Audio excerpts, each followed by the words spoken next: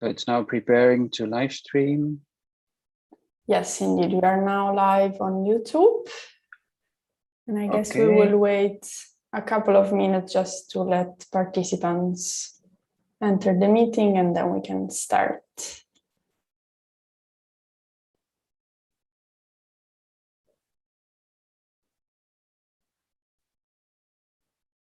And we can go live now also. Yes, we are already. We are already live with the meeting, and indeed we will wait just a couple of minutes to allow participants to enter.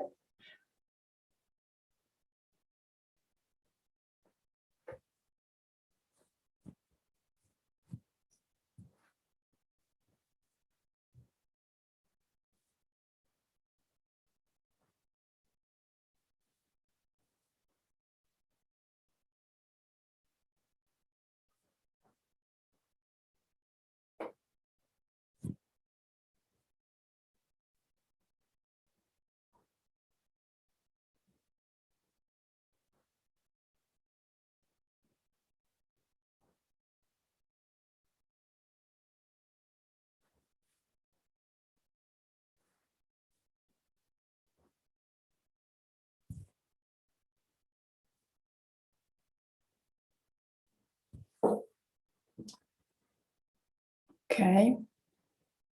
I think we might want to start. I see people are still entering, but yeah, I think it's good to start right in time. So let me welcome you all to the third episode, to the third Policy Lab session of our EUKN-OECD Week of National Urban Policies. And this this session will focus especially on the productive dimension of national urban policies. As you all know, this series has been brought forward to you by a cooperation of the EUKN with the OECD.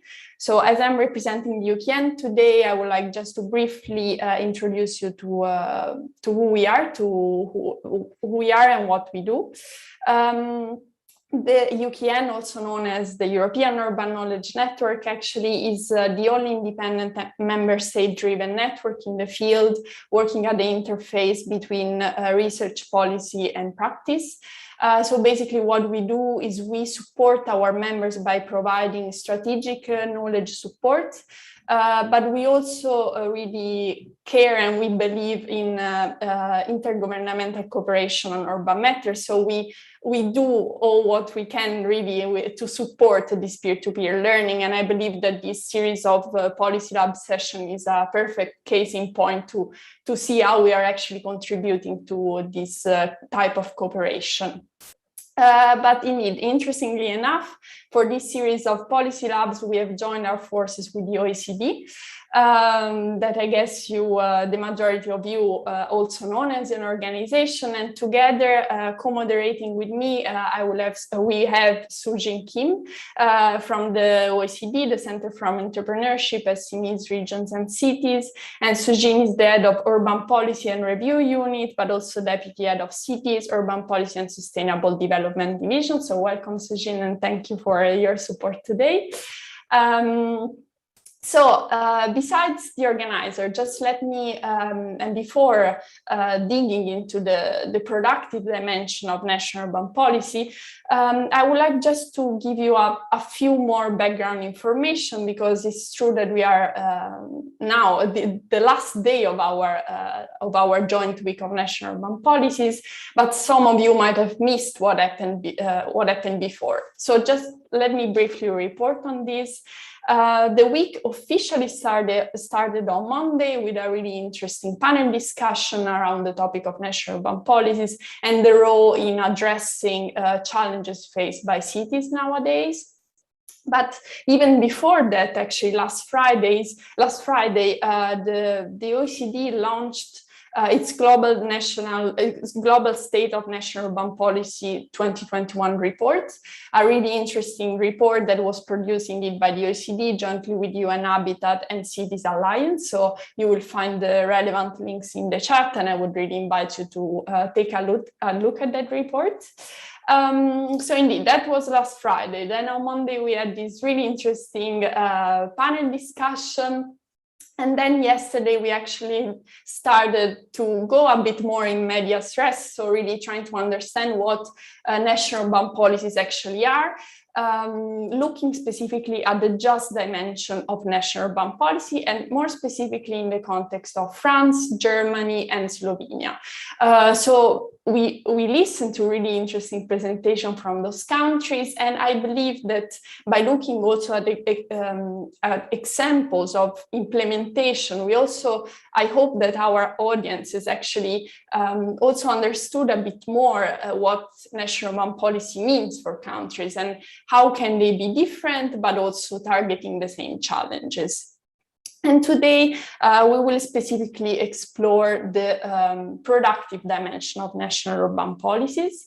Now, let me remind you once again why we decided to structure our week in this way. So looking at the productive, and the green dimension of national urban policies.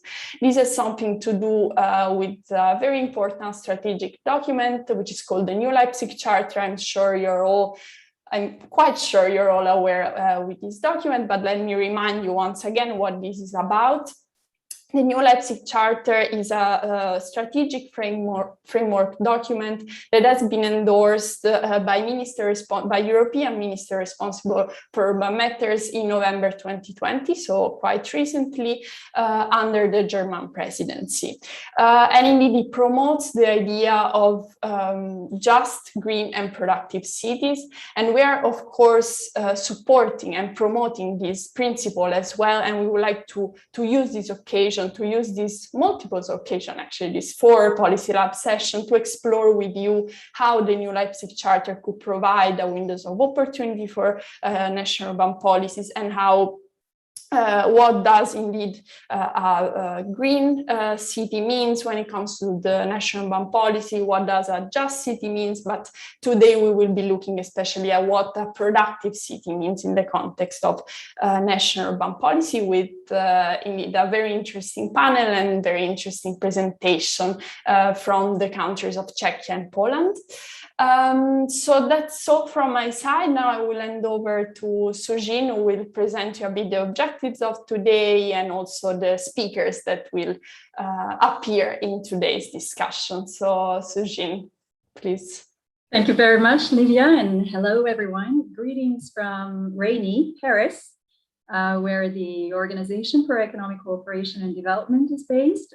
So my name is Sujin Kim. I'm the head of the Urban Policies and Reviews Unit at the OECD, and welcome you all to this session, where, as we just heard, we are going to take 2 hours of our time to delve into the second dimension of the New Leipzig Charter on the productive city. So our objective is that by the end of our time together, we hope to have a sort of shared understanding of what makes a productive city, how the New Leipzig Charter at a European level and national urban policies in each country can empower productive cities.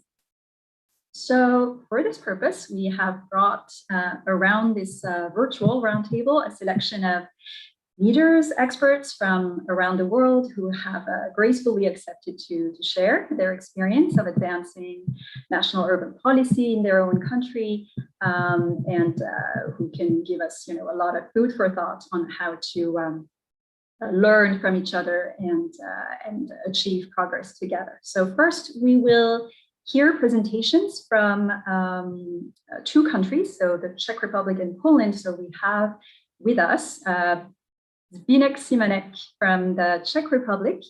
You are an urban policy expert from the Ministry of Regional Development. Thank you for being with us. We also have Daniel Wasik from Poland, again, urban policy expert from the Ministry of Development Funds and Regional Policy in the Department of Strategy. Thank you for joining us. And we will also take a big leap around the planet, and we're very lucky to have with us Juan Sebastián Herrera from Colombia, the Ministry of Housing, City and Territory. And thank you so much for making it. I know it's been quite a challenge to make this happen, so we're very glad to have you. After these deep dives into country-specific experiences on the Czech Republic and on Poland, and with the lens of Colombia, we will also engage in a broader discussion with of course, our presenters and also two additional panelists. So we have with us Tilman Buchholz from Germany. You're the deputy head of the Urban Development Policy Unit in the Ministry of the Interior, Building and Community. And we will also welcome in a moment Harris Piblis from Switzerland, who is an architect and an urbanist, and he is also a doctor in urban design at the Swiss Federal Institute of Technology. And is currently co-directing integrated urban solutions at Recent Sommer, Switzerland. So with this, you see that we have, I think, managed to assemble quite a diversity of country experiences. And so I would like to invite you all participants to share your questions, your comments using the Q&A function that you have in Zoom. On YouTube, unfortunately, I'm not sure we can receive your questions, but I'm sure we can find another way to engage, at least on Zoom. And so without further delay, I think we can start by taking the temperature a little bit in the room with the first poll that we would like to launch with you. It's true that when we hear the words a productive city, all of us can have a different perception in our minds of what a productive city should look like. Is it a city where you literally produce more with the resources that you have? Or is there any other characteristic or driver that we should be trying to achieve? And so if my colleagues can launch the poll, it should have appeared on your screen right now. So it's really just to take to pick your brains on what you think a productive city should look like. And we have several options here for you. Is it a city that is vibrant? Is it a city that is very diverse? Is it a city that is digital or connected in the physical sense through, for example, transport infrastructure? Is a productive city actually an inclusive city that manages to bring everyone on board? Is it actually all of the above options, or is there any other dimension that is actually not listed here, but that you think is a key characteristic of a productive city?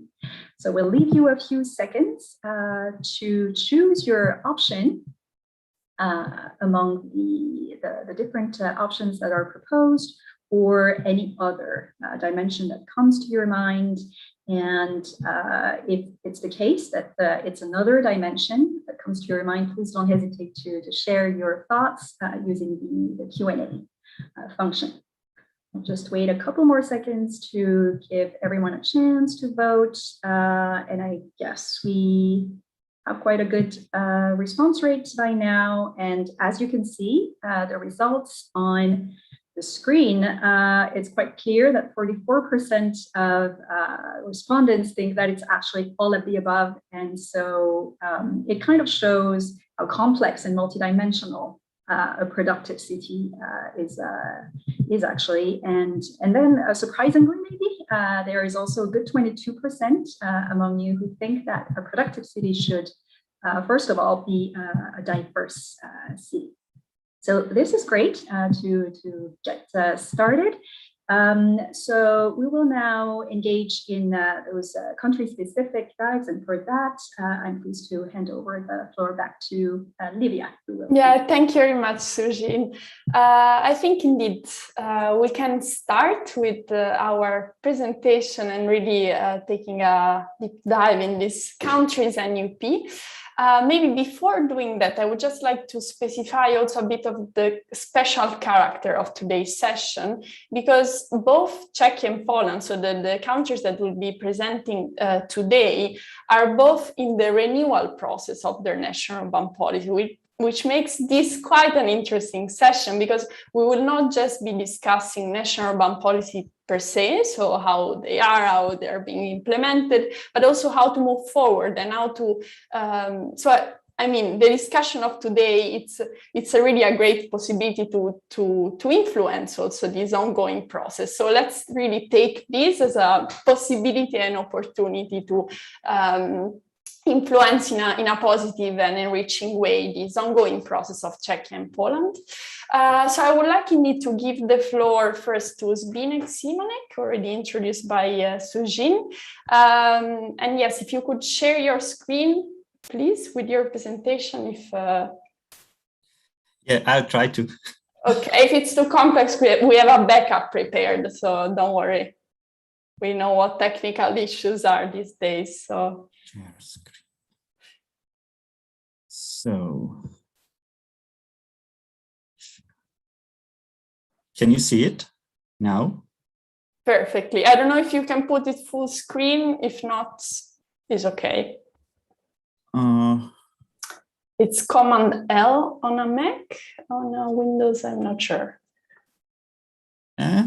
Or you can minimize just the bar on the right. I'm trying. I'm really sorry for some technical obstacles. No, don't worry. But, the one next to it? Yes, that should work. Perfect. Okay, great. Yeah. Thank you.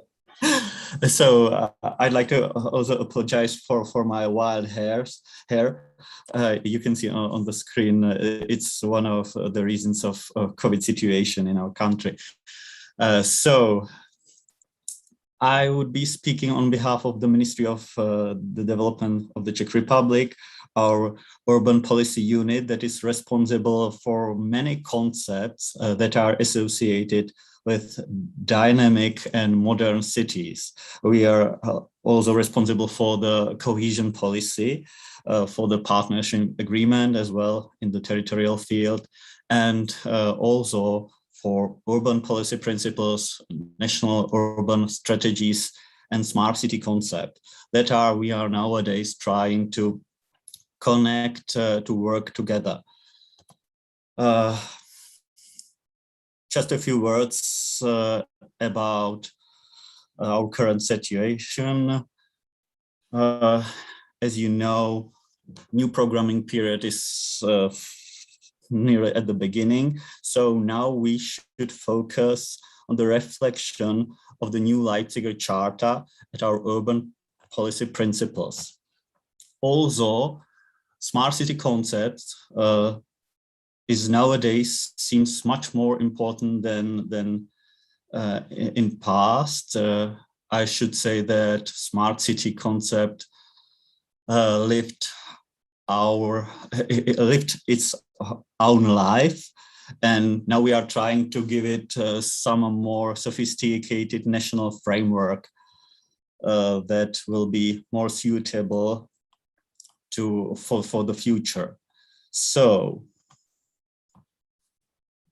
renewal of principles of urban policy are a big deal for the next months in the Czech Republic.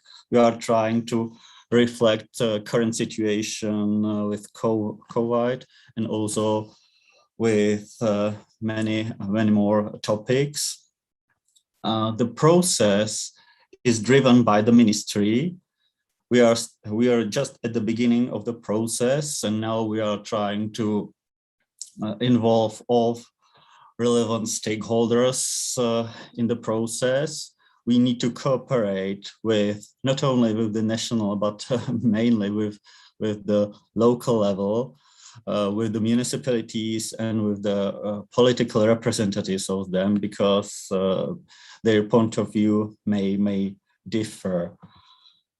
Why is it important to bring new topics into the principles of urban policy?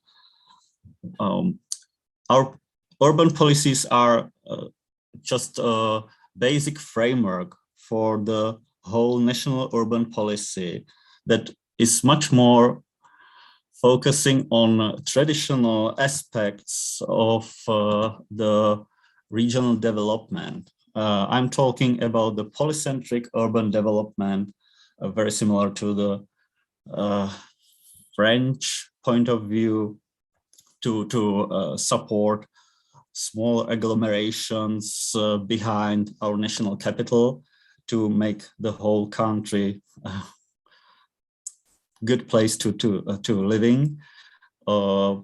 Basic principles of sustainable urban development are reflected.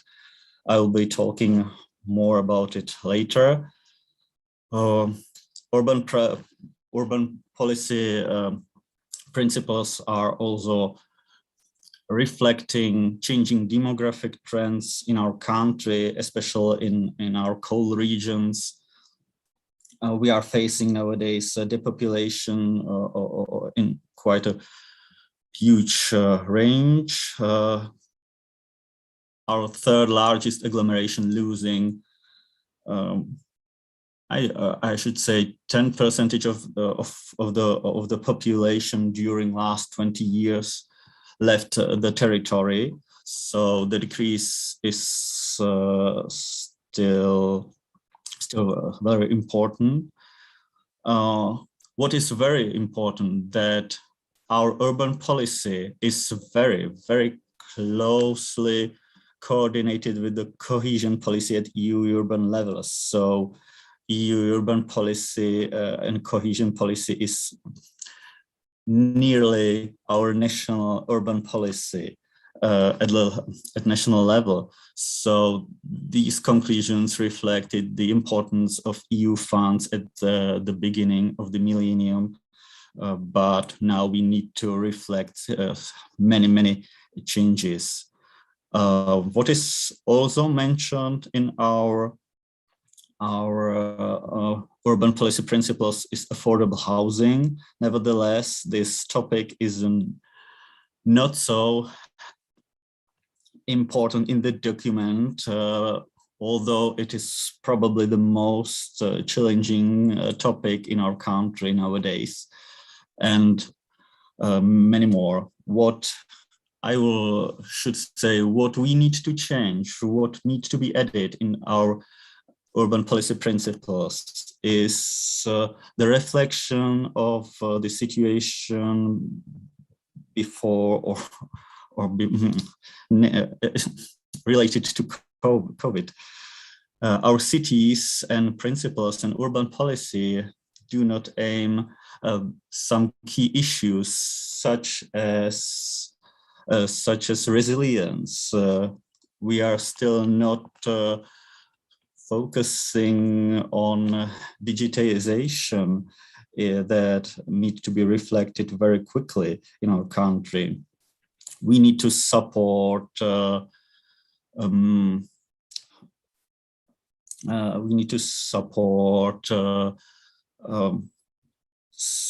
society changes and inclusivity solutions in our principles and many more.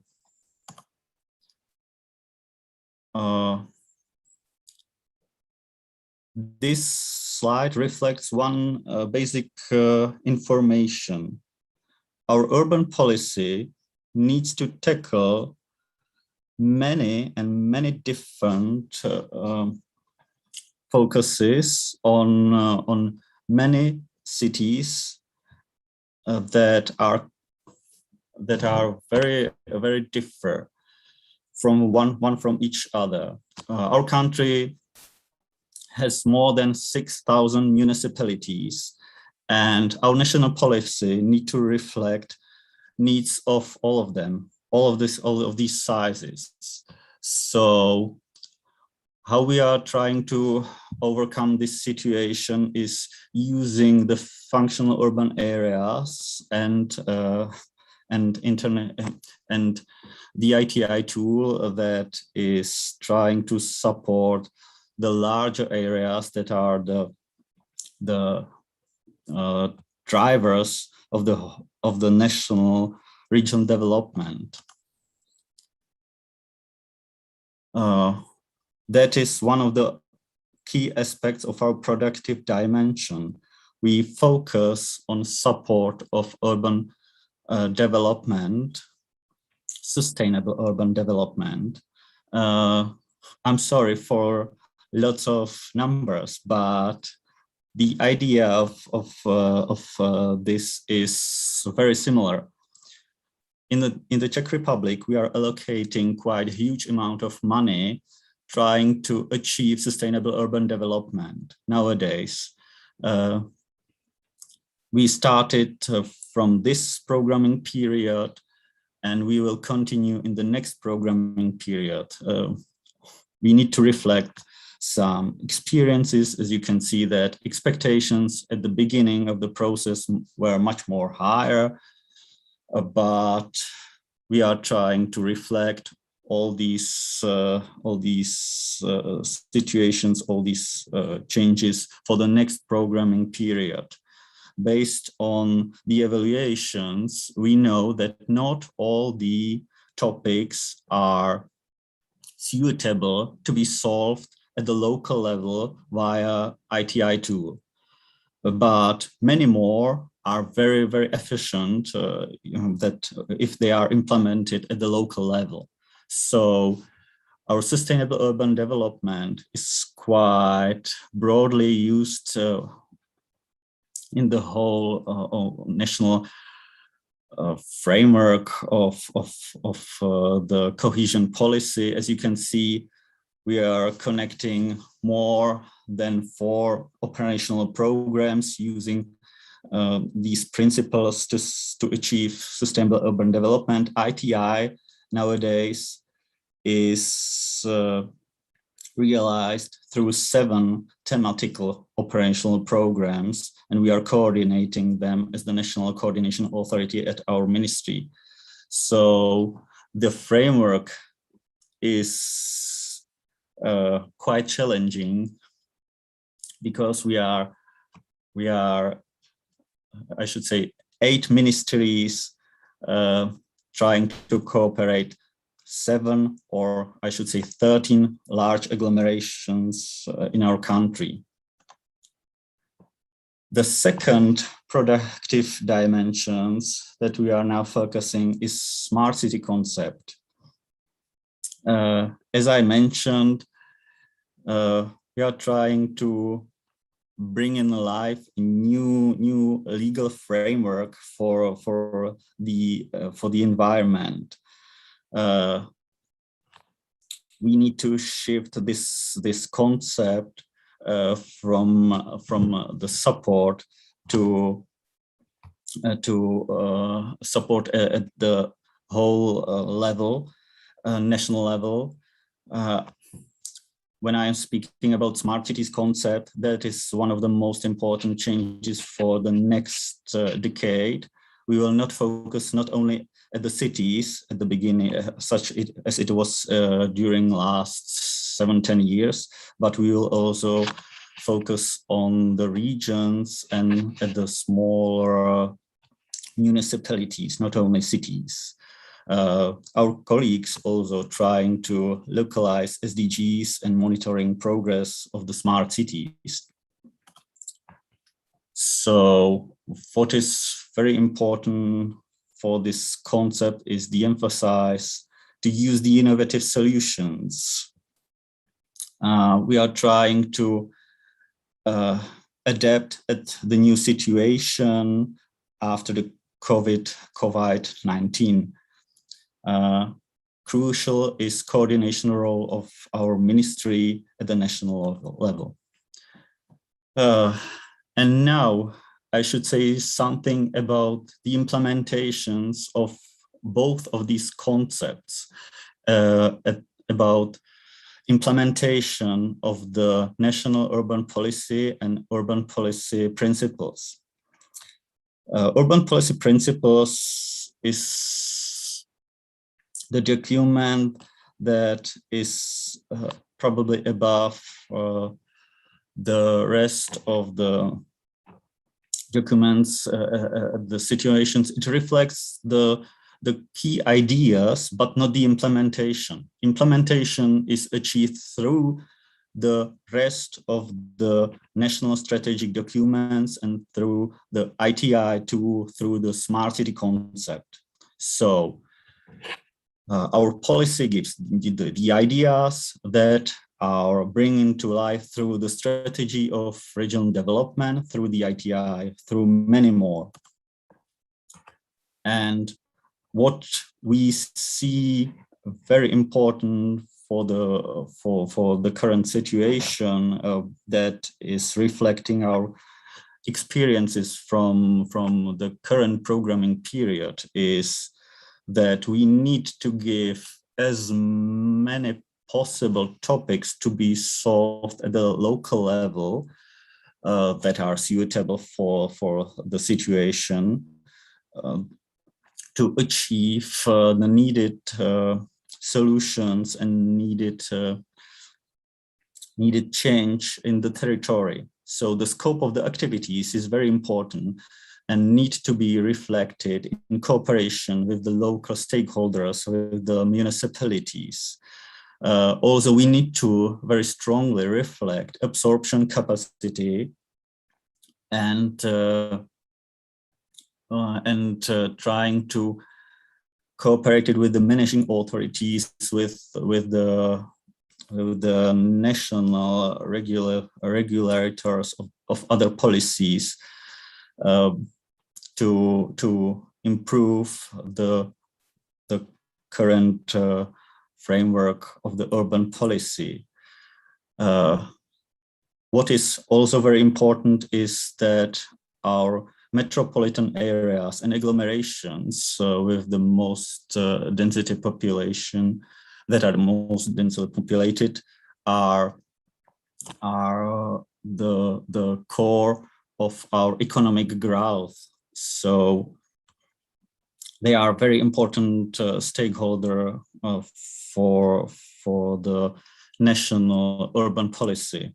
And the last idea is that the dynamism of the cities and urban areas represents a major sustainable development opportunity.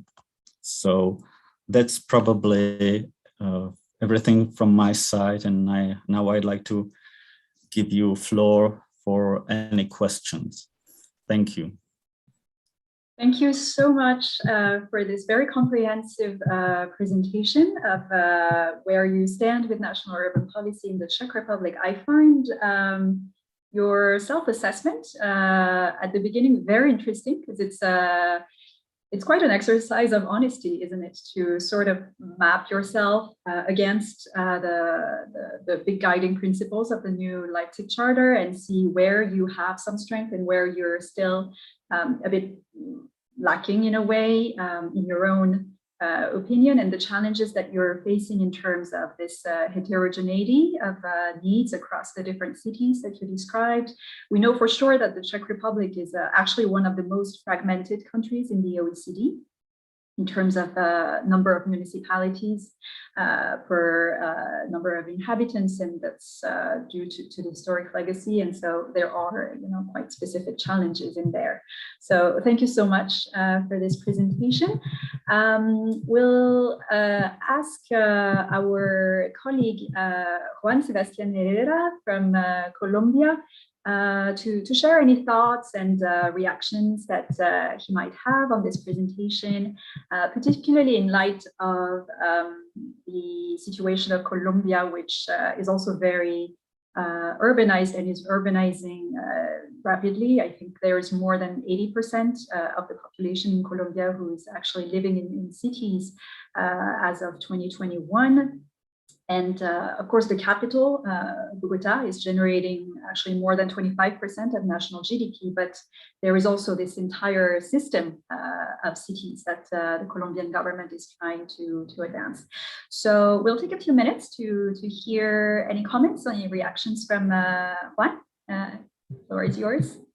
Yeah, cool. Thank you very much, Sujin and Livia and OECD for this wonderful invitation. And also thank you very much, Binek, for this very interesting presentation. So yeah, similarly to the Czech Republic, in Colombia, we're currently starting this process that will lead probably in 1 year or 1.5 years to the new national urban policy. So I would say that opportunities like this are very useful for us to understand and to learn from good practices of other OECD members.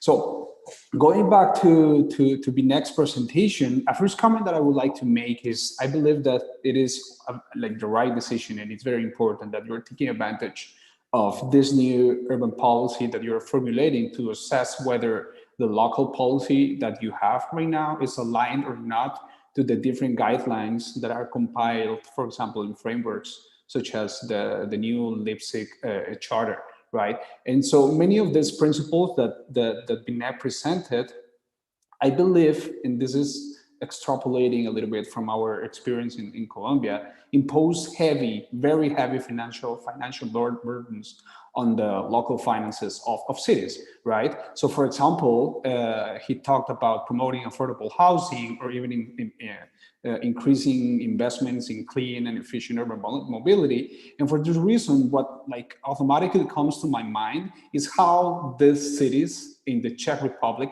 are going to finance such expensive interventions, right? And probably this is something that the Czech Republic already considered. But let me tell you that, for example, in like you and the rest of the audience, that in our case in Colombia, we're working very hard to increase and diversify the sources that local governments have to finance urban development and urban infrastructure, particularly in a context where millions of dollars, where we have millions of dollars of missing public revenue as a consequence of the pandemic. And in the case of Colombia, municipalities are very dependent on transfer from the national government. So let's say that smaller municipalities, at least 60% of their total income comes from the national government, and only 60% is generated from local revenues. Of course, this is let's say not sustainable in the long term, and of course it is not necessarily sustainable in the short term because of everything we're facing due to COVID. And just because of this, I simply want to mention that it is very important to promote this type of alternative mechanisms, more than the traditional ones, like for example, land value tax that is widely used in Colombia. I'm not that sure if this is something that is used particularly in the case of the Czech Republic. But of course, if we are just bringing all these new topics and commitments into the policy arena, to the urban policy arena, I think that it's very important just to consider how are we going to finance all of these commitments, right? Because there are things that are, of course, coming, and this is probably something that maybe Poland is gonna mention, because I already checked his presentation also. But when we are trying to catch up with different commitments that we have, like for example, this new Leipzig Charter, or the new urban agenda, or the Sendai framework, etc., all of these things require a lot of investments upfront that are very difficult just to finance for local governments. So increasing this, the capture, like local revenues captured from non-traditional sources, I would say that it's very important in a context like this, when we're also talking about the productive dimension of national urban policies, in particular, because if we go back to the background paper that you prepared for this session, you say that a sound financial base is essential to strengthening a social cohesion. And yeah, I definitely agree. So this is, I mean, probably a couple of comments that I had on this particular presentation, more just for us to consider how we're going to finance and how we are right now financing local urban development and urban renewable urban infrastructure, etc. But I mean, thank you very much for the presentation, Binet. Thank you very much, Juan, for your comment, and also Zbinek for your presentation. And indeed, I think what you just said is, I mean, that the local level should be capable of actually financing this type of intervention, and shouldn't rely only on the national level. I think this is a really interesting statement, and also it relates a bit to what Zbinek was. Yeah, maybe because indeed I know a bit more the Smart Czechia concept. So the idea of the Smart Czechia concept is also that the countries, let's say, should be should be sound, financially sound, in order to improve and in order to grow. And it's interesting because the reflection is made at a national level. Then, of course, through the smart city concept, you want to reach all these different municipalities, also taking into account the fragmented urbanization partners of the Czech Republic. But it's really, I hope it will come back in the discussion, this distinction you just made between the local level, the financial capacity at local level and the national level. Before moving forward and going into Poland, to the Polish case, I just would like to invite you all to the upcoming policy lab that we are organizing for the Czech Republic, actually at the end of September. So the 23rd of September, we will be organizing a policy lab for the Czech Republic to continue this debate on the renewal of the Czech principles of urban policies. So my colleagues have just pasted all the relevant information in the chat. So feel free to save the date and register for that event, where we will continue this discussion to inform the renewal process of the Czech principles of urban policy. So now, indeed, I will give the floor to Daniel Wasik from Poland, also urban policy expert, actually, from the Polish Ministry of Development Funds and Regional Policy, and from the Department of Strategies, more specifically. And he will also guide us through what is the productive dimension of the national urban policy in Poland, but also, indeed, considering the ongoing renewal process. So, Daniel, the floor is yours. Thank you very much, Livia. Can you hear me? Yes. All right. Okay. So let's start. So first, let me present how the polycentric structure of how the structure of settlement looks in Poland. Is very polycentric. We have almost 1,000 cities in total.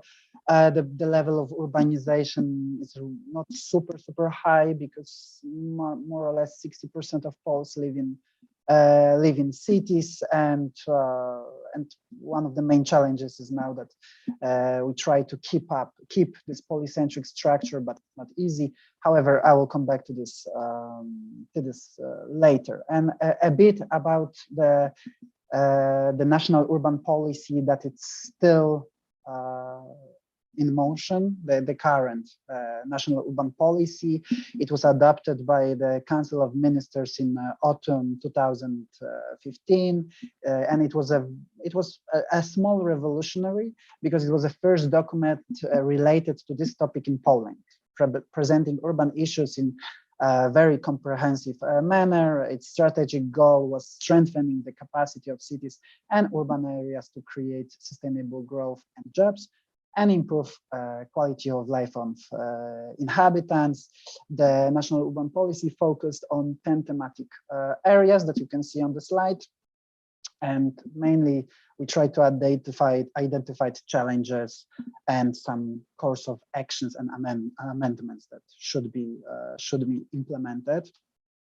And why we are updating the national urban policy? Firstly, it has time frame till 2023, so it's nearly done. Hence, in 2022, we would like to present a new national urban policy. But most importantly, because of two main reasons. It didn't have any obligation for government units in implementations of a national urban policy. So it was mainly a guide for cities, which is not bad, but what we now see is to actually obligate government units for concrete actions towards the urban areas, and the green aspect, adaptation to climate, was not underlined enough. And we launched, within the national urban policy, we launched extensive support for cities, thanks to the mainly European funds managed through national and regional operational programs. In the passing financial perspective, we significantly supported the implementation of integrated territorial investments. It was almost 6.2 billion euro, and it was allocated to their implementation. We plan to continue the implementation of this instrument also in coming perspective, including the areas of medium-sized cities losing their social and economic functions.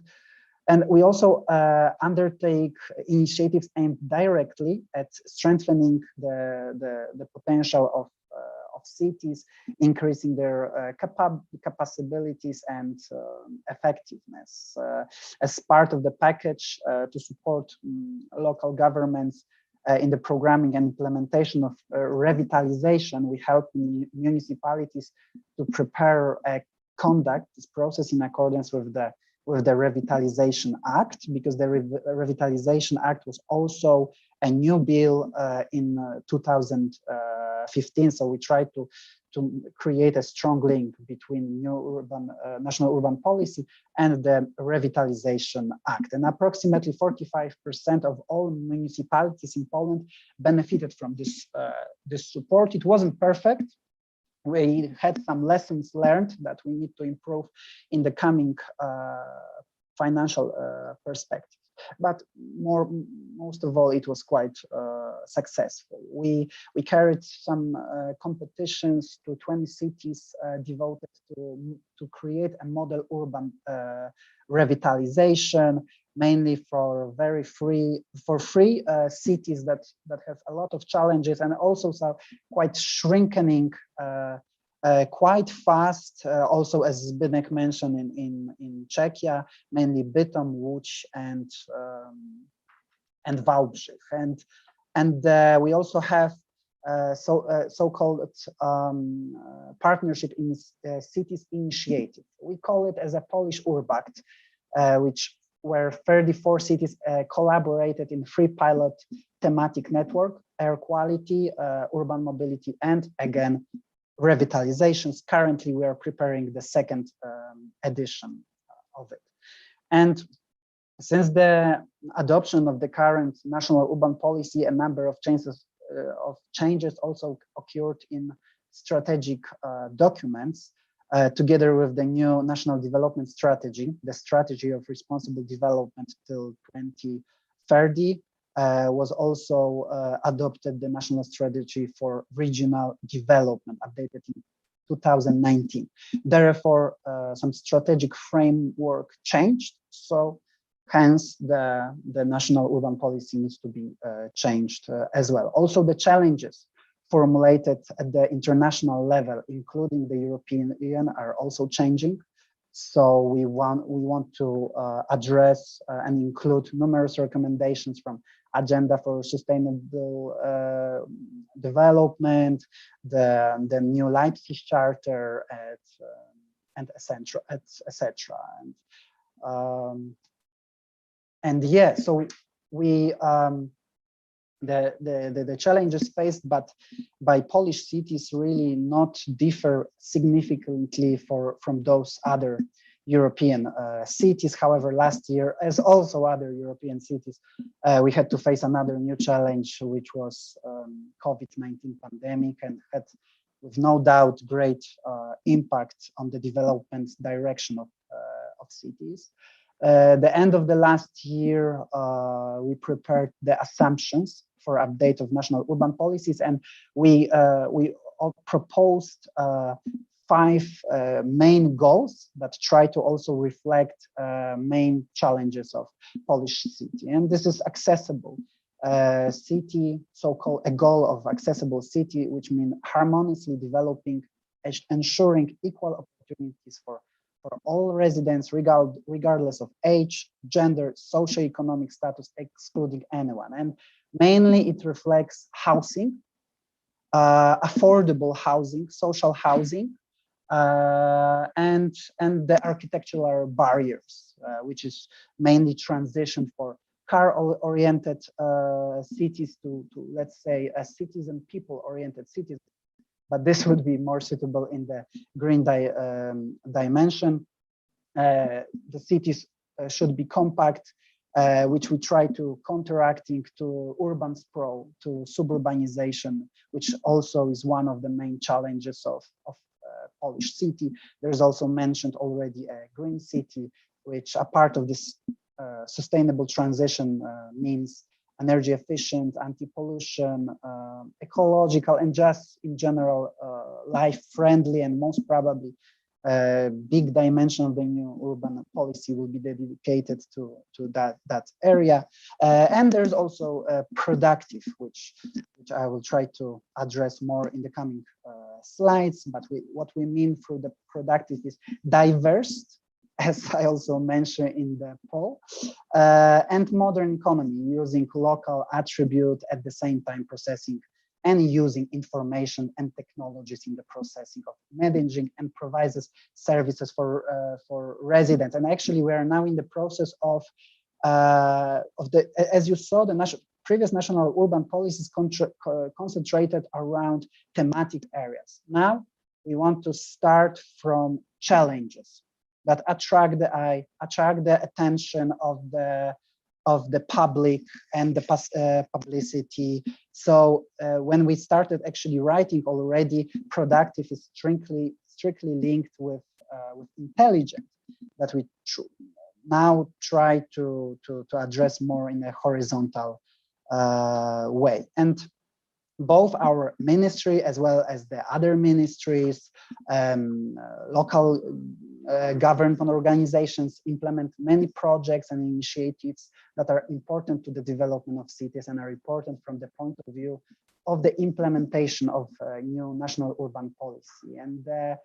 And of course, as I already mentioned, point of very important reference is the new cohesion policy 21-27, which more percentage of funds will be allocated to sustainable urban development. And it clearly shows how many actors and processes are connected in order to address specific recommendations to urban areas. In a parallel, we are also preparing to the World Urban Forum happening exactly in 1 year, in June next year in the city of Katowice. So we are lobbying for a legacy of that so-called action plan for cities, which also focuses on this sustainable transition of cities. And as mentioned before, what we see through the dimension, from the productive dimension, what we wrote in the assumptions that were acclaimed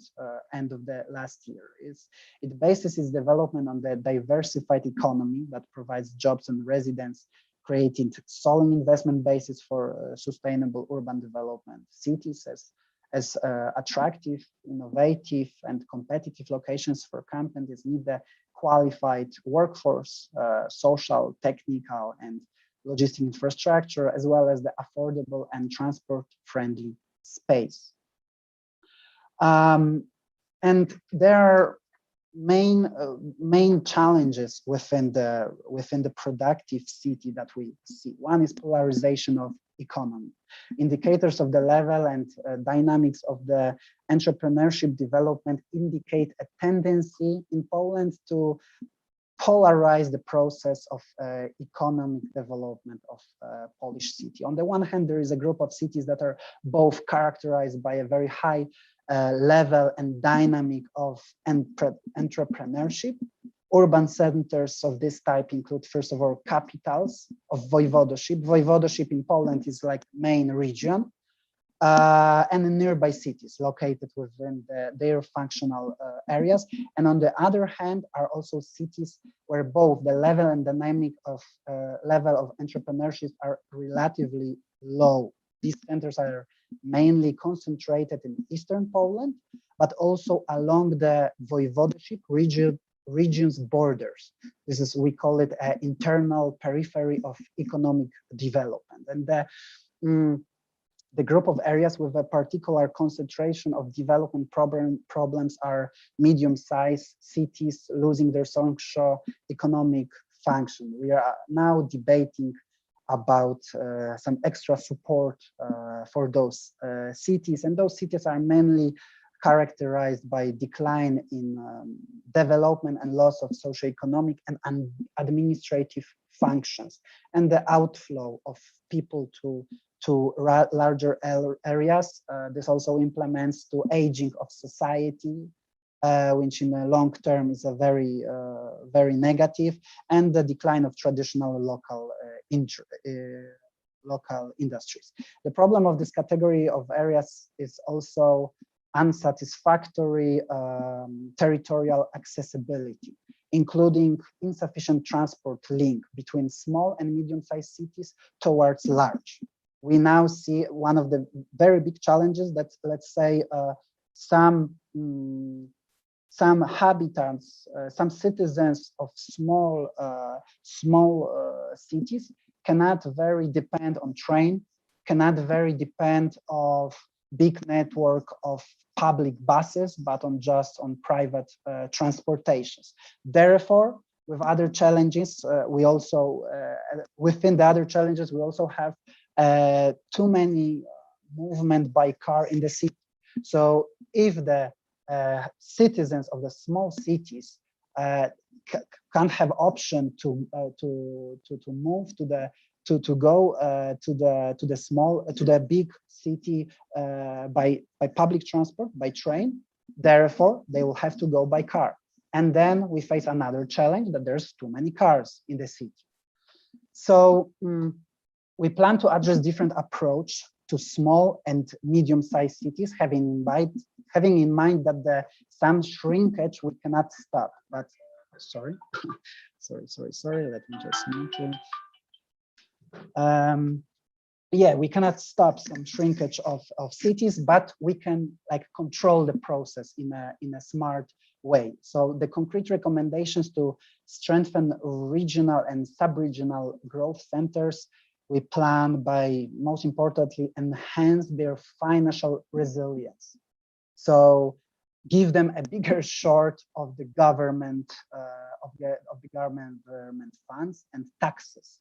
That's the most important thing we'll try to lobby on the government level. We also seek possibilities to extend integrated territorial investment, not only to large metropolitan areas, but also to medium cities.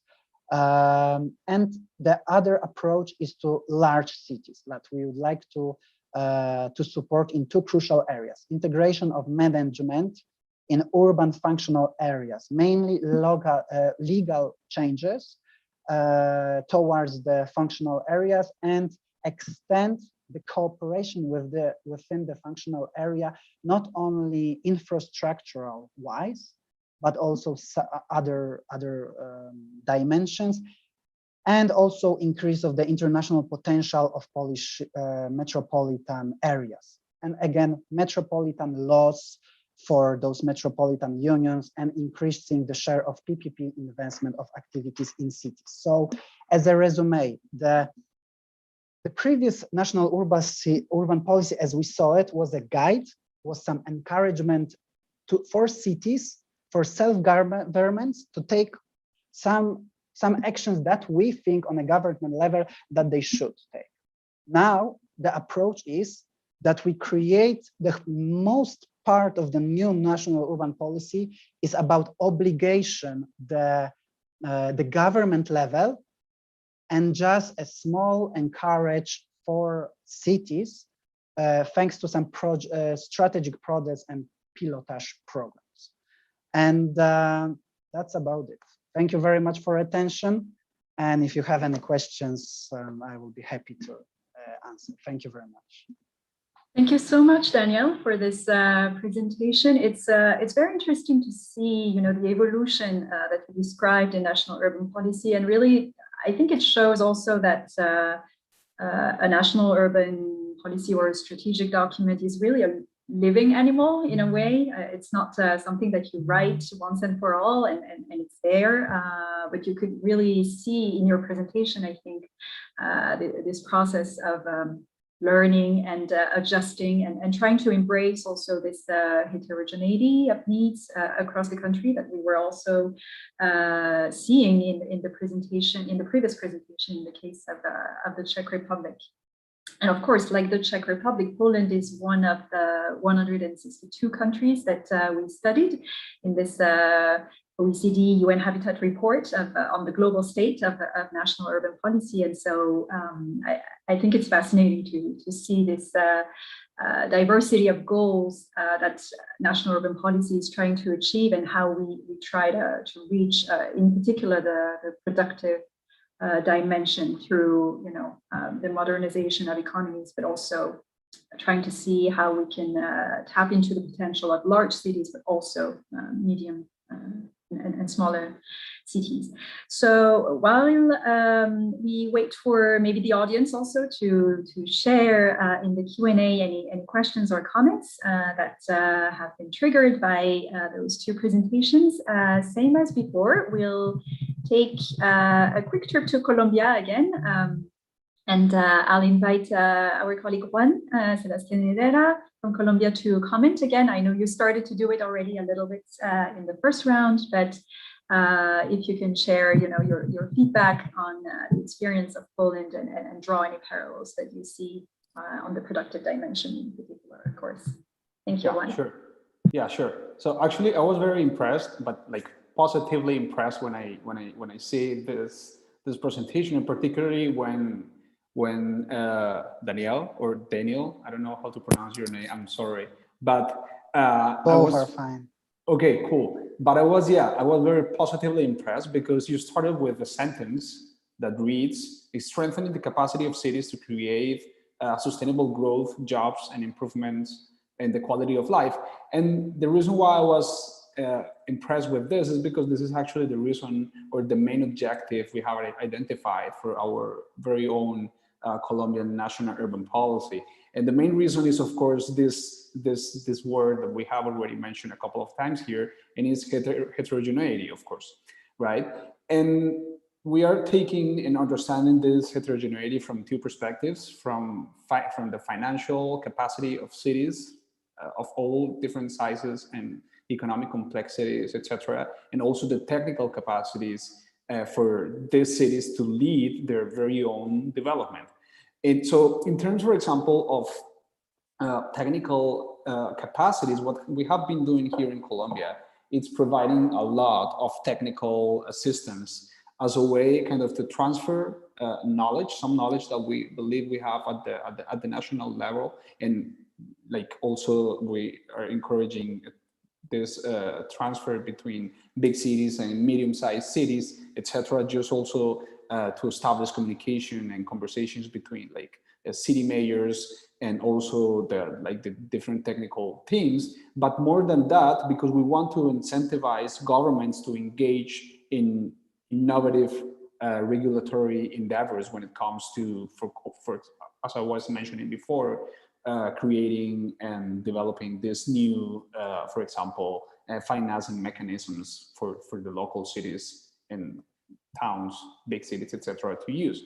And for example, let me just give you this case. So in Colombia, of course, you know, maybe you don't know, but we have something that is called royalties, and those royalties that we give as a national government to the local governments, to cities, for example, where oil extraction happens, there are millions of dollars that every year are not invested, that are not given and transferred to the cities, just because in order for the city to request this money, they need to create like a very comprehensive and rigorous project, urban development project, that is for some cities very difficult to restructure, right? So what we end up doing is kind of kicking out in some point because of the regulation, isn't because here, I mean, at the national government, it is us who establish these rules, who and how need to present those projects for us to give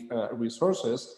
And of course, we end up just transferring resources at some point to the same municipalities every single year. And those municipalities, of course, end up being the municipalities who have the highest capacity, not only to implement and to like gather new and more resources, like local resources, but also to gather and to attract, let's say, private investment at something that Daniel also mentioned before.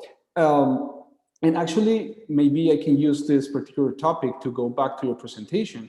And Daniel, they identified a couple of main challenges, and I believe, I mean, there's one that I particularly believe it's very, very important. And it is also related to this previous presentation on Czech Republic. And is this pressing need, of course, of increasing local revenue resilience, right? And probably I understood that slide a little bit different as it was intended at the very beginning. But right next to this challenge, you said that one way probably to kind of to boost this or to increase this resilience can be just by increasing private participation in local government projects, that is public-private partnerships, basically.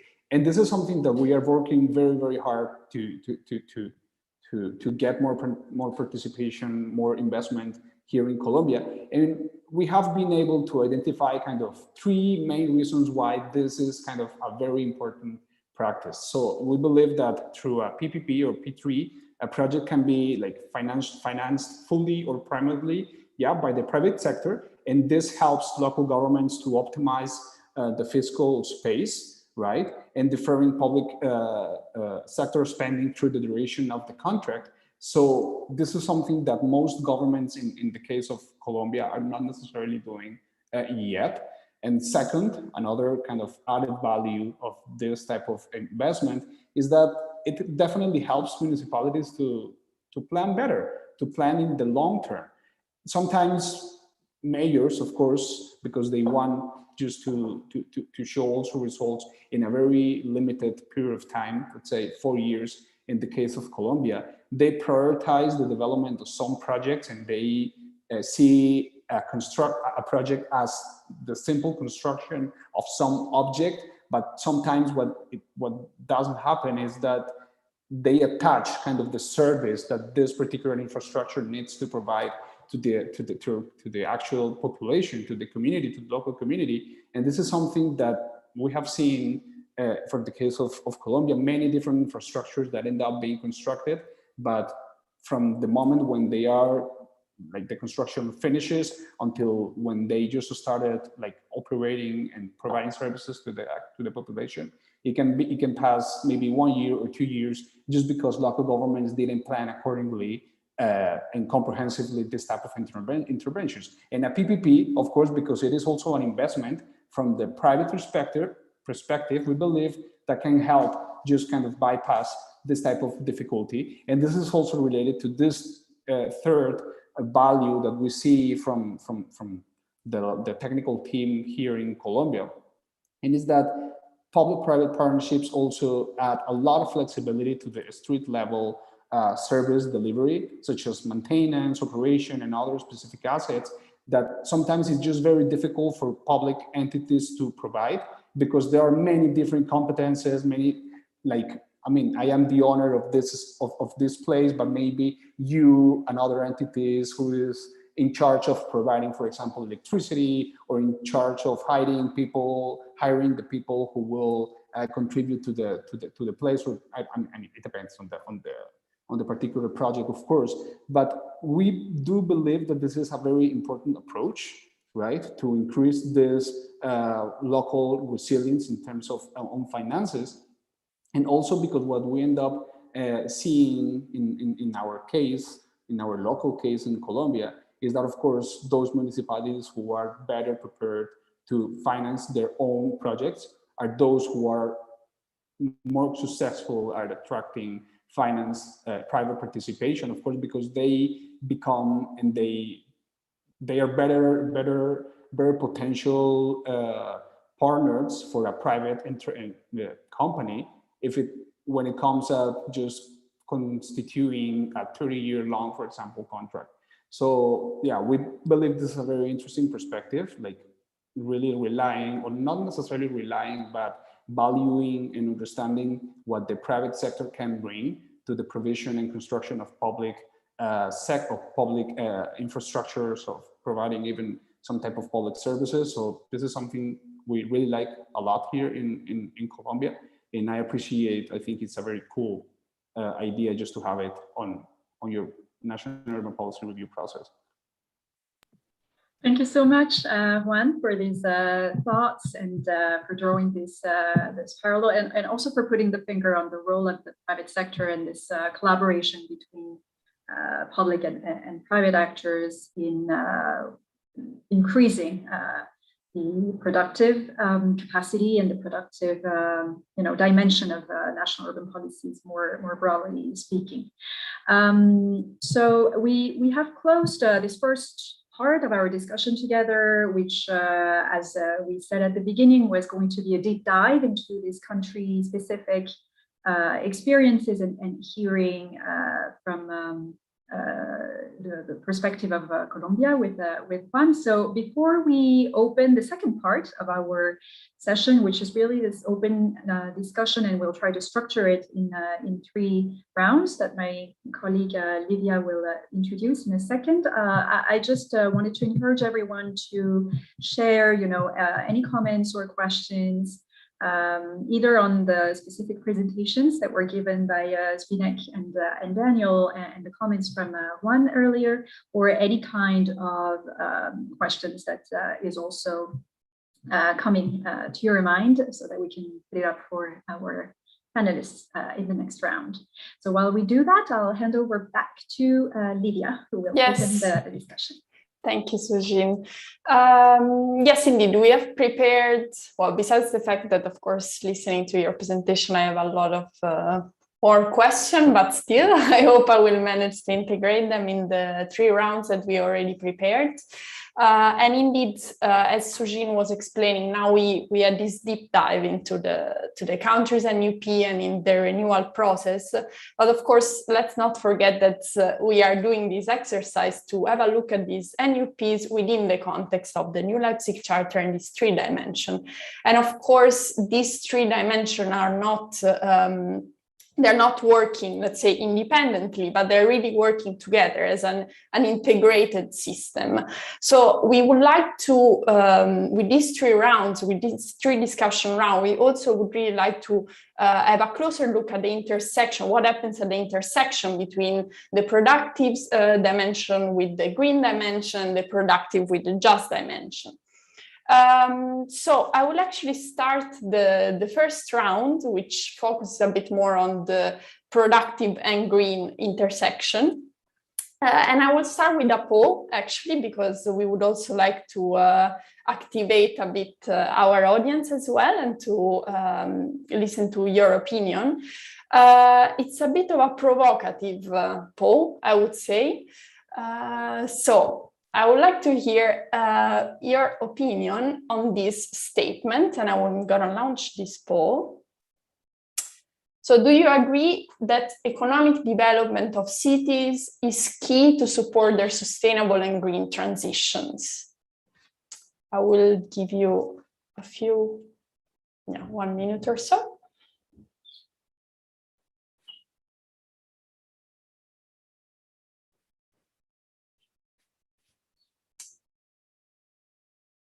Okay.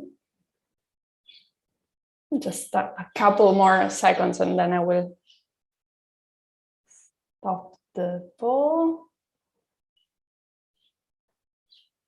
Okay.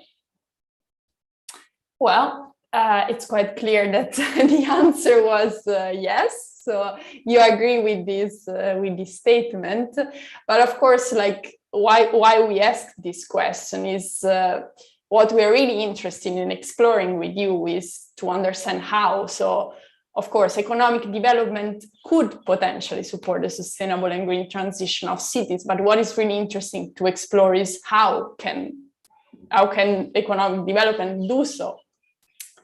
And I would like to ask the first question, actually, to Iris Piplas, who joined us in the meanwhile, I think. He's still not visible, so I'm not sure. Yes, okay, is there. Okay, great. Because indeed, I was explaining that now we are taking a bit of a different approach. So really looking at the integrated, at the integration, at the intersection between green, just, and productive. And we know that you're co-director of the integrated urban solution sector of Dries and Somers in Switzerland.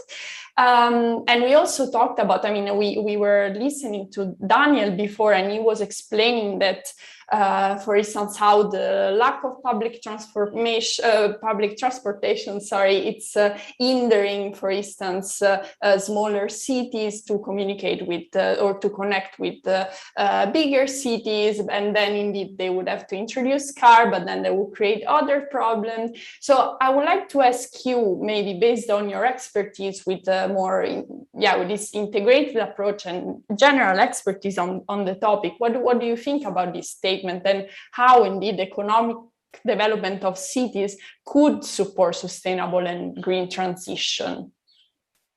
Sure. Thank you, Livia, for the word, and also greetings to Tedeschi and the rest of the team, and a pleasure to be here also and listening to the voices from Germany, Colombia, Czech Republic, Poland, and beyond. So it's a pleasure to be here, and I was listening carefully and also reading the background paper, and I would say the discussion that happens in the background. And if you let me maybe just to zoom out a bit as an architect and urbanist, I mean, of course, if you talk about productive cities, right? And cities nowadays are these hyper consumers of energy, producers of CO2, and you talk about the transformative power of cities. So the cities are, they created this problem, but they're part of the solution, maybe the most important part of the solution. And this is where I agree with you. And this is where I would like to add this, the productive city has been a symbol of pollution and low life quality. And now you talk about a new productive city, and this is where it gets interesting. And cities have always been, the home of commerce and production, living and working physically connected. And then we forgot it in the 19th and 20th century. We invented zoning and the functionally disintegrated cities. And now we are out of this era. And if we zoom in and really want to make cities productive, and this is where I appreciated the example from Poland, where I really break down I would say the national visions that we have now. So we have even the European visions, the Green New Deal and the European Bauhaus, and other avant-garde visions and strategic frameworks from the nations. And then, if as an architect and urbanist, then you zoom in into the district, into the public space, into the cities. And this is where it gets a bit difficult. And this is, I feel, where we have to work strongly in translating the vision from the national into the city and district scale. And if you just let me to wrap up my input with a couple of examples. For example, if you talk about, in Germany, there are so many dying, pedestrian areas, inner cities, old shopping malls, the Kaufhofs in the 60s and the 70s, unfortunately. And if you try to transform them into multifunctional space, into the creative hub, into public space, it's difficult because of the hyper-regulation. So our regulations on the local level, they do not recognize the visions that we develop on the city and the national level. And the second example, if you talk about green and public space, and of course we can plant trees and improve the green hardware of the city. But then if you talk about how to make the green space a public space, you need a stakeholder engagement. You need to talk to people. Nowadays we have these living labs, but for many years, if we wanted to go beyond just planting trees and putting streets and buildings, all these workshops and labs, we did it in kind, so there was no funding for that. So, and if people who didn't want to do it, they just didn't do it. So I feel, in all these programs, we have to add more funding and more also attention towards also developing these processes and co-creating the city. And this, for me, then becomes this really productive city where it integrates creative industries, green, and of course the people. Thank you very much, Aris. And actually, you touched upon the topic of co-creation. And interestingly enough, I'm not sure if you managed to follow the previous session yesterday and the day before, but actually co-creation appeared to be a a key element of national urban policy. So besides the different setups, beyond indeed, of course, different countries' approach, co-creation appeared to be really a shared key element, that a feature that all national urban policies should have. And indeed, maybe then I would like to direct the second question to you, Tilman, because of course we just heard the take of an architect and urbanist, so a bit different, and you're representing a national government as well. I mean, you're representing Germany, and so I would like to focus a bit more now on national urban policies, because that is the main topic of our discussion. And I would like to ask you actually, which are the enabling factors that a national urban policy should provide in order to make sure that economic development of cities is actually can actually support sustainable and green transition. So maybe this could be linked, for instance, to this co-creation that Aris just mentioned. Yeah, thank you very much, Livia, and hello to everyone. And first of all, also thanks to these very, very interesting presentations that we heard from Czech Republic and Poland. And I think I should also briefly come back to those and comment a little bit on those presentations. But Livia, yeah, you're right. Co-creation is key. Citizen engagement, but also, of course, including as much urban stakeholders as possible in our national urban strategies. That is a key success factor. Without that, it would not work. And this refers also to the economic sector. We need to include the business sector, the private sector into our strategies, and also on the national scale. And we do it in Germany. In fact, we have this what we call National Urban Development Policy, and there we have a board of that policy, and that board also includes stakeholders representing the business sector, the industry, the handicraft sector, the retail sector, engineers, architects, urban planners. So their voices are heard, and we also have had in the past, we had dedicated pilot projects also dealing with economic development and urban policy. And also our national urban development assistance programs also include actions that address the business sector.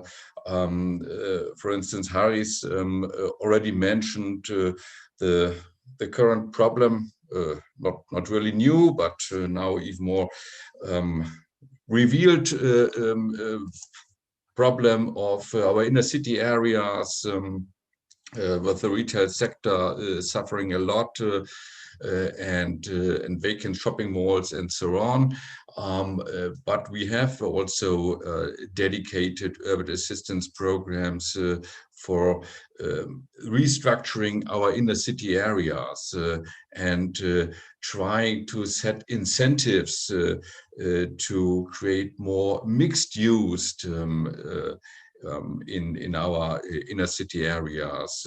So to overcome this monofunctional approach, which is so well known in our inner city areas. It's retail and it's office space and nothing else. And we have to create new mix of functions in our inner city areas. This is, I would say, a long-term process, but it's very much accelerated at the moment by the COVID crisis.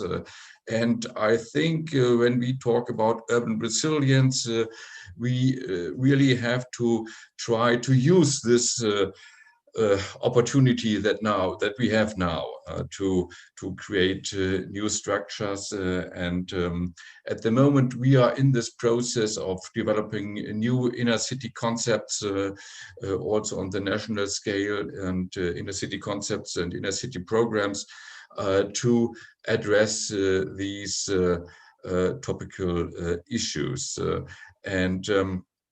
Yeah, we talked a lot about financial basis of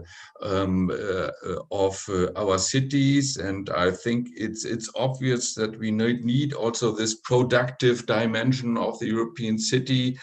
We need decent jobs for our people, for the inhabitants of our cities. We need a sound financial basis. This was also addressed by Juan Sebastian in his interventions, and I think especially the cases of Poland and Czechia were extremely interesting because they, both countries, link their national strategies, national urban strategies, with cohesion policy. So with the funding that is offered in Europe by the European Union.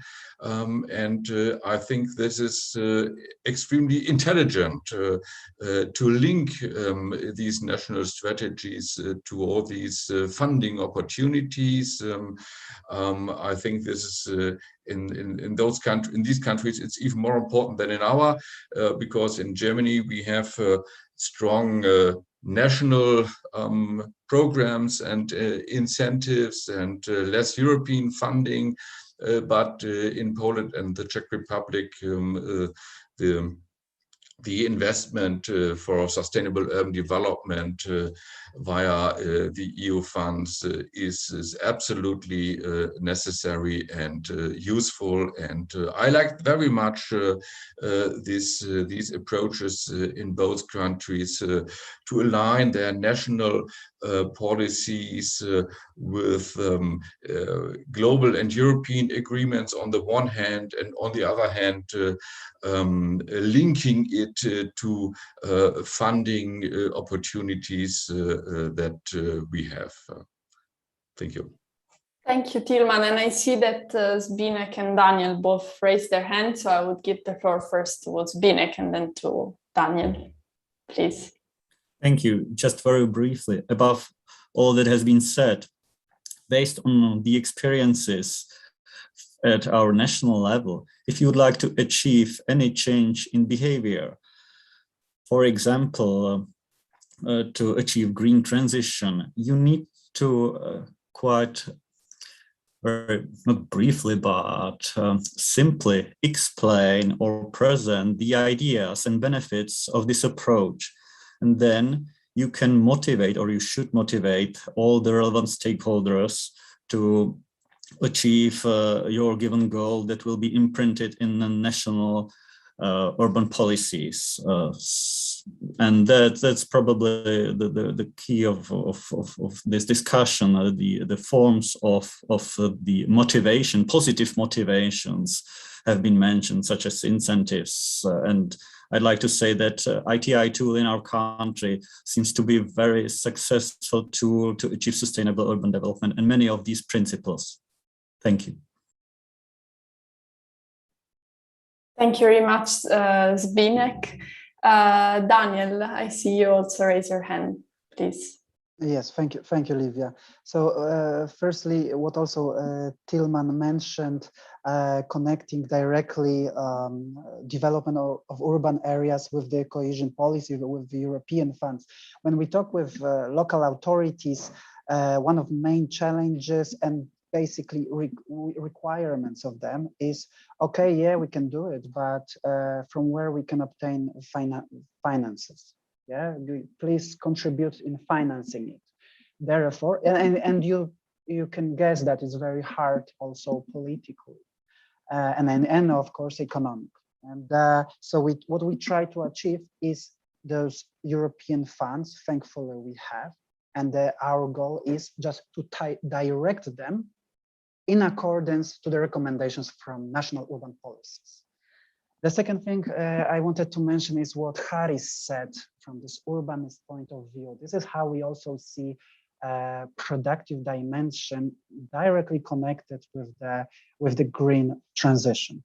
When we see from the point of view of the pedestrian, when we walk by the street, we will not go to the cafeteria or the garden of restaurant next to the highway, next to the 3 lines of cars moving in the one direction, because it's noisy, because it's unpleasant, there's no trees, no shadow from it, etc., etc. Therefore, the city who owns that locals, that stores, will not benefit financially because nobody will pay them. No entrepreneur will pay them. Therefore, another aspect, you have adapting to the climate changes. Yeah, we want to at least minimize the negative aspects of the climate changes. So we also need to put some greenery in cities, implement the retention of water, give shadow, more trees, more greenery, but also, as Haris mentioned, of course, with the consultations of local inhabitants. Yeah, so this is what I wanted to also address. Thank you. So thank you so much, everyone, for this first round of thoughts and comments. And as Livia was saying earlier, we would like to structure this discussion into 3 rounds that focus, each on a given aspect. And I'll take you now to the second round of the discussion, which is really looking at the intersection between, I guess, productivity and also inclusion. So how to be, more innovative as a city, but also how do you make sure that the traditional economic sectors that you already have in your city are also contributing to the growth and well-being and job creation in the city. And so, similar to the first round, we will again pick the brains of our audience here with a second poll here, which I hope will appear in a second on your screen. Yeah, I will launch the poll now. I will just wanted to say goodbye to Juan, who is leaving us because he has a flight to catch. So I just wanted to indeed thank Juan again for your contribution, and hope to see you again soon in one of our events. Thank you again. No, thank you all. Thank you. Bye-bye. Thank you, Juan. And now we'll launch the poll, Suji, no worries. Yes, perfect. So the poll is really just to pick your brains on the potential, policy trade-offs that might emerge in some of your countries or your cities when you think of policies that are trying to push, innovation and to support broader productivity. But in your opinion, do these kinds of policies sometimes undermine inclusion, or can they also create or aggravate existing inequalities in cities and actually be a bit counterproductive in a way because they will be, contributing to a further divide within cities. So I'll give you a couple more seconds to respond. Do you think that policies for innovation and productivity may sometimes unintentionally undermine inclusion and therefore create maybe more inequalities in cities? Yes or no? And this will give us a good basis for the discussion. And if we have enough answers, ooh, okay, that's pretty clear. So I guess we're really seeing this tension, this potential maybe contradiction, or at least, trade-offs between well-intentioned policies that are trying to make cities more productive, more innovative, but may sometimes leave some sectors, some people behind. So to go maybe a little bit more into the depth and unpack this complex relationship between innovation, productivity, and inclusion, I also wanted to share a few data from the OECD, for example, where we really see that productivity is extremely different from one region to another, both between OECD countries, that's for sure, but even if you go within the same country, you do have a lot of disparities across regions, for sure, between urban regions and rural regions. And the farther away you are from a big city, the less productive you are. This is what is very clear from our OECD data. And on average, when you look just at labor productivity in the most productive region is 1.8 times higher than the least productive region in the same country. And sometimes it can even be twice as high. So you see this divide between this territorial divide between regions, even within the same country, and particularly between big cities and rural or remote areas.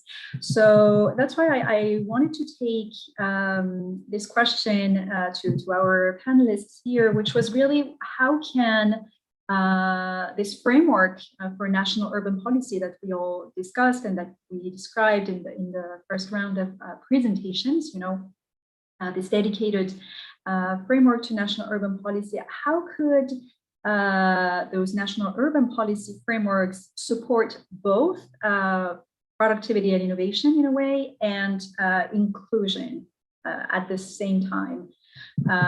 We see from the poll results that this is a particularly complex situation and that there might be some compromises. So maybe if I can go back to our initial presenters from the Czech Republic and Poland, if you have any thoughts on, first of all, where do you see those tensions in your respective countries?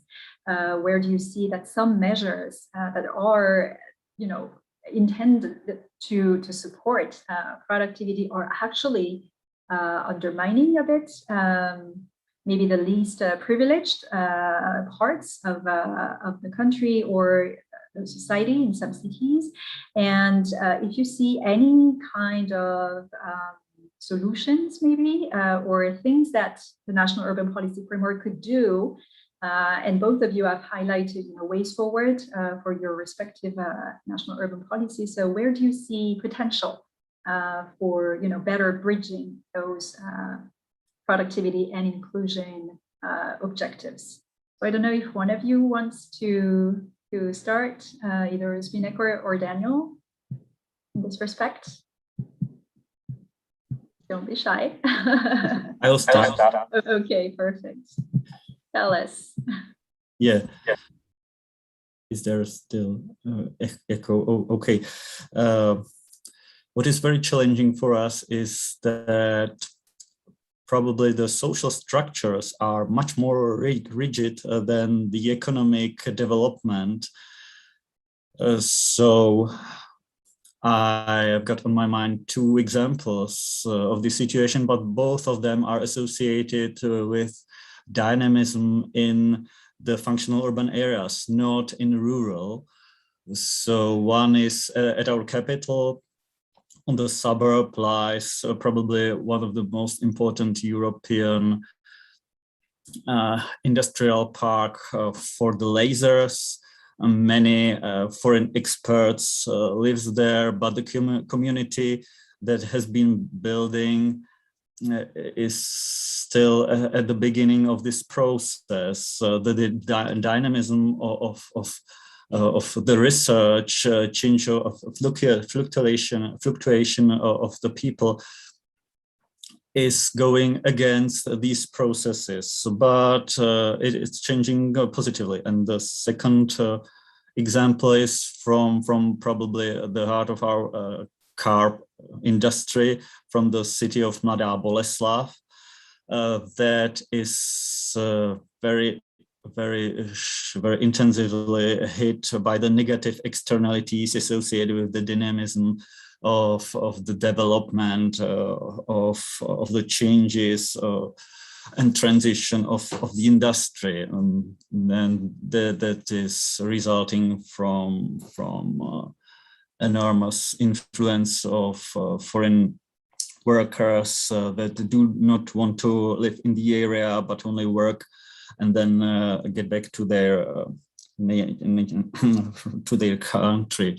So what will be very helpful We know that some community programs or, for example, CLD activities are very beneficial if you are supporting the communities. For the Mladá Boleslav, city of Mladá Boleslav, for the industrial city, that what can be very helpful are the programs that are motivating the large employer to bring their families to the city, also to programs that are focusing on the safety and many more. So you need to balance your answer as from the territory based to the situation. Yes, it's a very concrete example that you brought, where it really requires a locally tailored and very place-based answer to these tensions. Thank you so much, Zdeněk. Daniel, I don't know if you want to add to the specific question. Okay, maybe very shortly. Sure. From the national point of view, we try to give some frames, productive frames for cities, and in Poland we see it as a very area of self-government to act in the city. However, I can tell also for very local and specific example. So in the capital city of Warsaw, there's a neighborhood, a district, very center, but it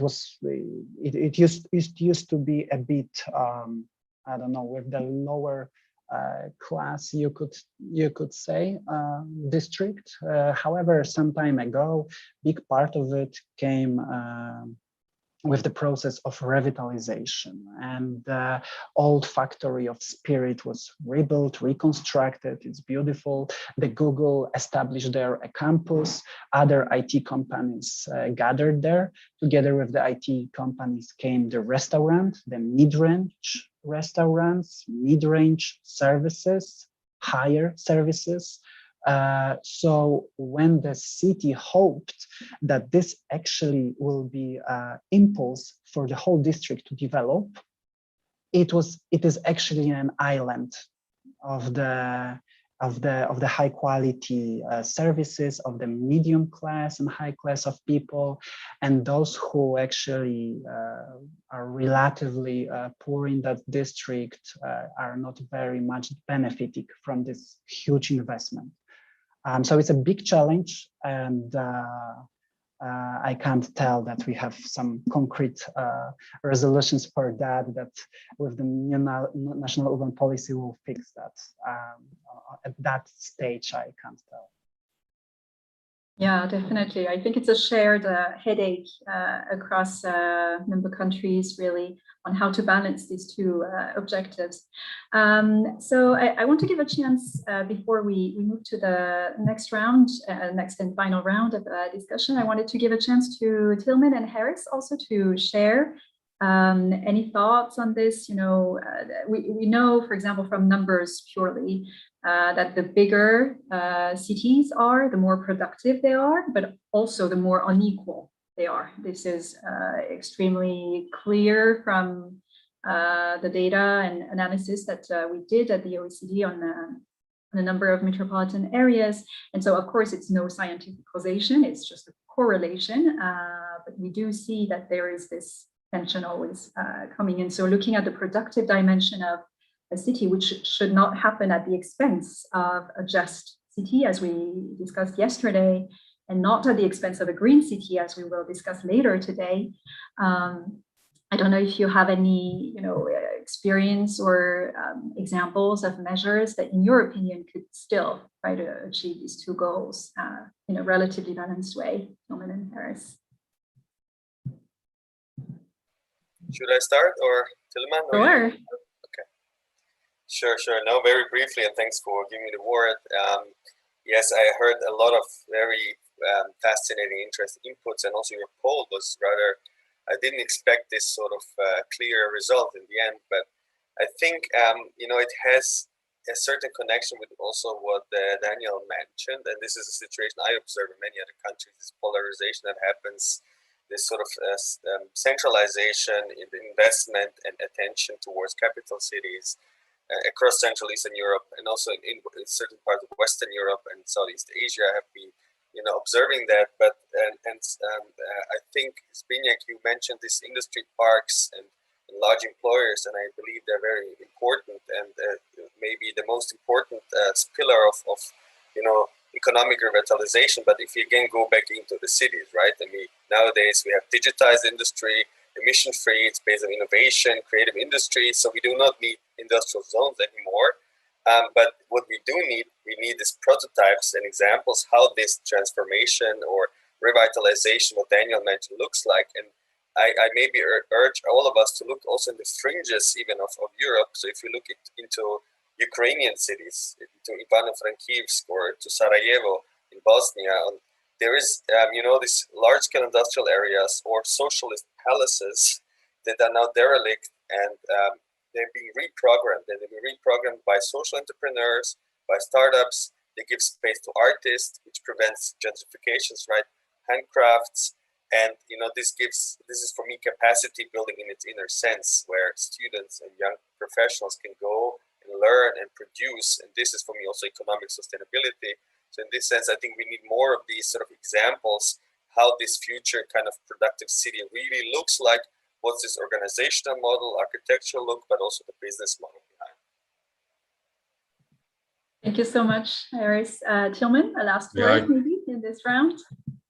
Thanks, Sujin, and I can only compliment what Harris said. It's obvious that there are tensions between innovation and cohesion, and we have these territorial imbalances on the national scale, but we have it also on city scale. And of course, it's our job to fight these imbalances. And I think there are opportunities. Harris told us before about the history. If we look 100 years ago, at that time, our cities were very mixed cities. All the functions were brought together, living, working, shopping, recreation, whatsoever. And then we had this split up of functions in this period of industrialization. And now we move into a new period. And indeed, all these low carbon industries without air pollution, without noise emissions, the cultural industries, the service industries, handicraft, and these offers big opportunities to create more mixed neighborhoods and to return at least partly to structures that we had before. But we need the right framework conditions for sure for this. And for instance, when it comes to digitalization, I think there are great opportunities also for smaller towns, mid-sized towns. But what they need is reliable internet connections, reliable IT infrastructure, and also, of course, transport connections to the bigger cities. Public transport connections, and I think with all these conditions, we can work in favor of fighting these imbalances that we still observe. Thank you very much, Tilman and everyone. I think it was a very interesting exchange, and most of all, I think it links perfectly. I mean, where the discussion is heading, it's really a perfect bridge to our third round, because so it can be a really short round. Also, looking at the clock, we are about to close, so we can keep this round relatively short. But it's interesting because we envisage this third round to focus on indeed a diversified economy, which is indeed a concept advocated by the New Leipzig Charter, but more specifically at the impact, the positive impact that a diversified economy could have on the public spaces. So indeed portraying an inclusive cities where different activities are taking place, or thriving cities as well. But on the other hand, also looking at the negative and potentially negative effects of this new element of dynamism of neighborhood and cities. And so, yeah, talking about gentrification, which is a word that has been already used. So I would like to launch the last poll that we prepared, and that it touches really upon this concept we just discussed. So, productive cities activate dynamic public spaces, but this leads to gentrification. Do you agree? This is quite straightforward, so we can discuss it later, but okay. I can tell you behind the screen. Maybe would have been helpful as well. But then you can, I will give you the floor to explain why you would have needed that. Okay. So we have a majority of yes. Wow, okay, quite a bold statement. It was accepted. Okay, then Aris, can you tell us why this maybe? This was not my intention, but you're right. I feel, there is all these. When I just give you an anecdote, maybe answer like that. So I'm teaching at the ETH of Zurich, so architecture, urbanism, and geography students. And when you ask them to write me, describe their proposition, is it a revitalization of industrial area? Is it a new building? Is it a new public space?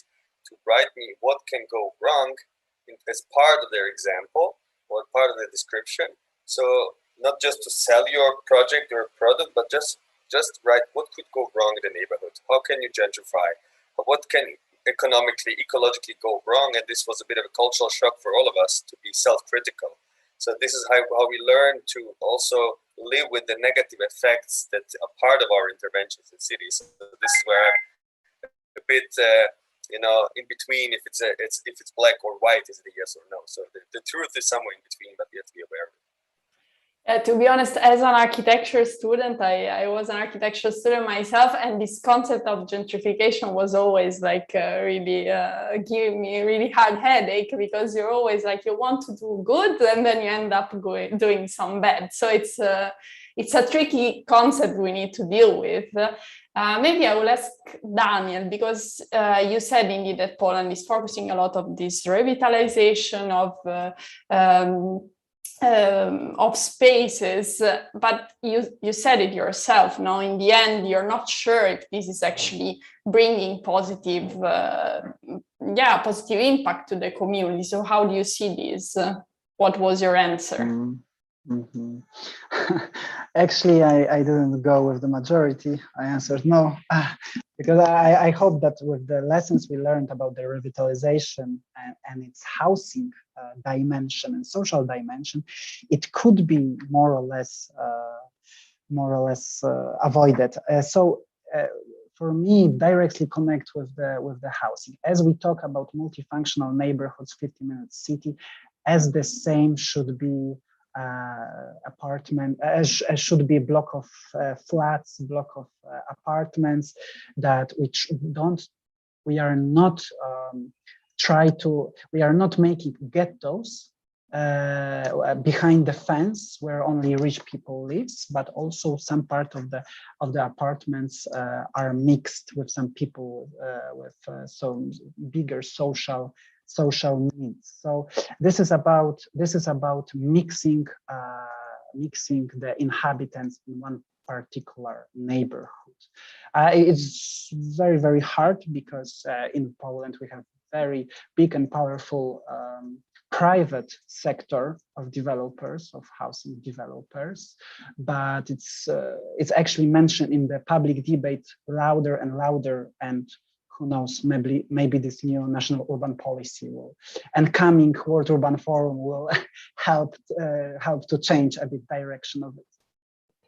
Thank you, Daniel. Maybe indeed, let's bring the national urban policy dimension here once again, and let's wrap up with you, Tilman and Zbigniew. If you could say a few words just on how do you think national urban policy could support maybe this national framework? How can they support in making this, that we are sure that we are just doing good and we are not going in the direction of negative effects? It's quite difficult, I know, but just to conclude. Oh yes, it's really difficult to find a conclusion there, because it's a really big challenge. Huh? We invest a lot into these deprived neighborhoods, and the effect might be counterproductive when we see in the long term and more or less an exchange of the population, because housing prices are rising and so on. But I think this is not an automatism, and I think we can do a lot with providing a national framework.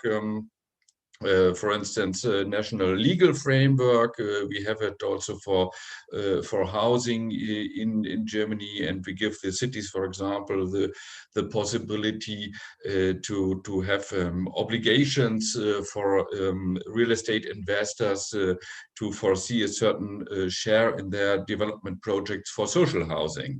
For instance, a 30% share for social housing within a newly developed complex, and I think that is one instrument, one tool that we can use, and in general, it's providing best practices in our national urban policies. It's about providing a platform for exchange, and also providing funding programs for urban regeneration as well. And I think this is what can be delivered by national urban policies. Thank you.